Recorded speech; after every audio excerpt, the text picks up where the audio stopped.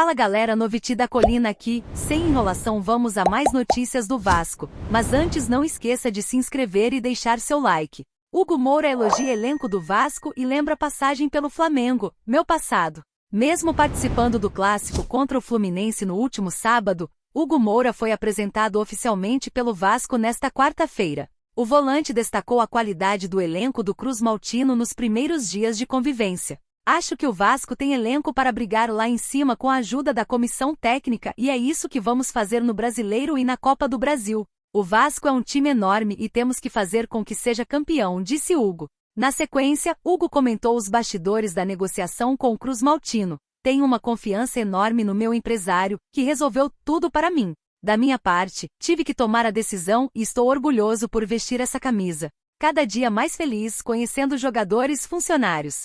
E que não façamos amigos no clube, mas uma grande família, afirmou o volante antes de comentar a convivência com a comissão técnica. Quando cheguei, eles estavam viajando. Treinei pouco com o grupo e fui para o jogo com o Fluminense. Tivemos poucas conversas, mas agora durante essa semana já conversamos bastante. Estou conhecendo o que ele, Emiliano, pede e quer. Isso é importante para mim, recordou o meia. Hugo foi criado na base do Flamengo e disputou 31 partidas com a camisa do rubro-negro.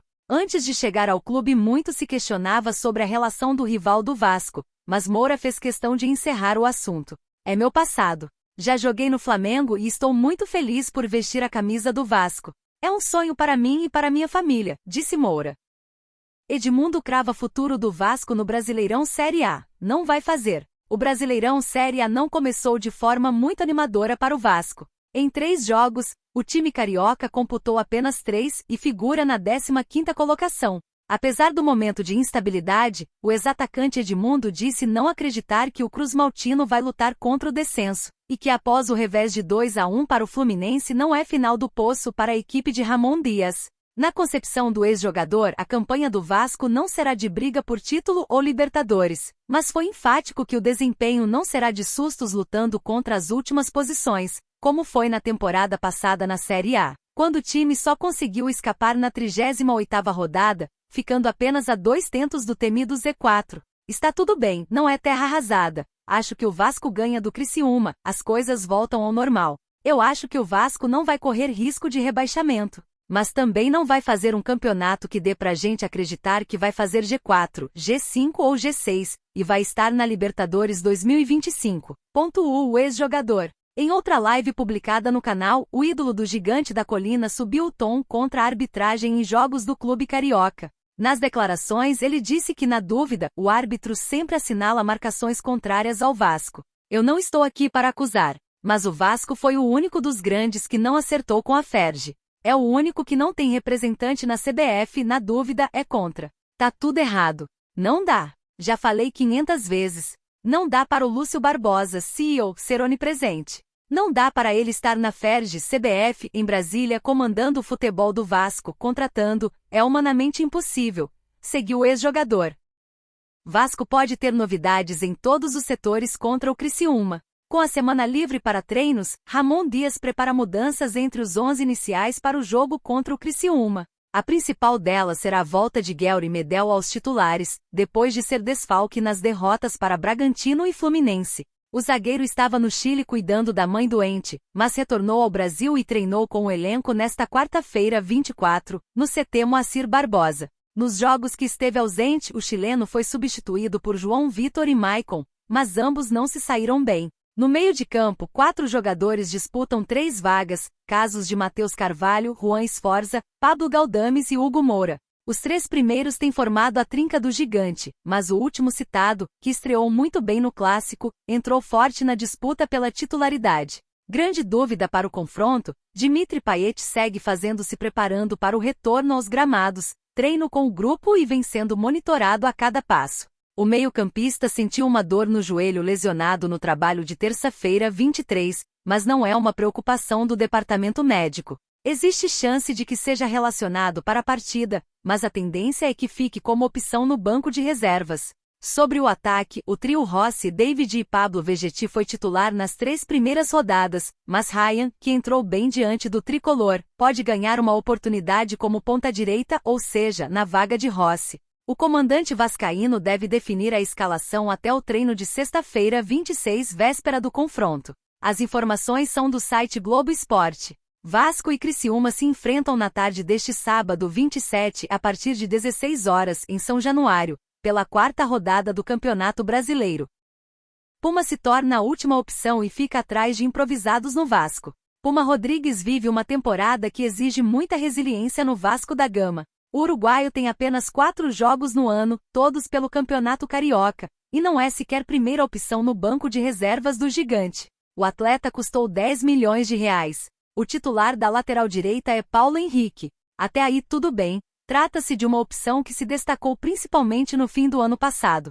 Entretanto, o técnico Ramon Dias, nas ausências do dono da posição, tem preferido fazer improvisações do que escalar Pumita, que seria o reserva imediato. No começo do ano, Robert Rojas, zagueiro de origem, foi escalado algumas vezes para exercer a função, o que já fazia em outros clubes. Nem mesmo o desempenho negativo do paraguaio aumenta o espaço para Puma. Durante a intertemporada, por exemplo, o comandante vascaíno usou João Vitor, mais um zagueiro, na lateral direita. O uruguaio entrou em campo pela última vez no empate em multiplicação 1 com Nova Iguaçu, quando foi colocado no segundo tempo. Além disso, saiu do banco de reservas diante de Bangu e Botafogo.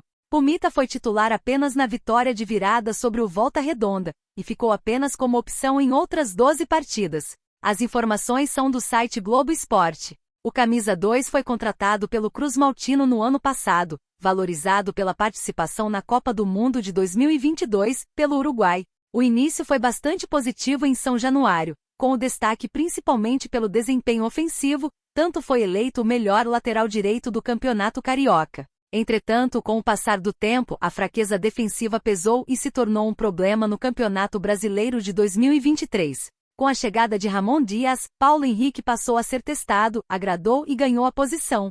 O uruguaio, sem espaço, chegou a ser cotado para deixar o Vasco, até para recuperar o investimento.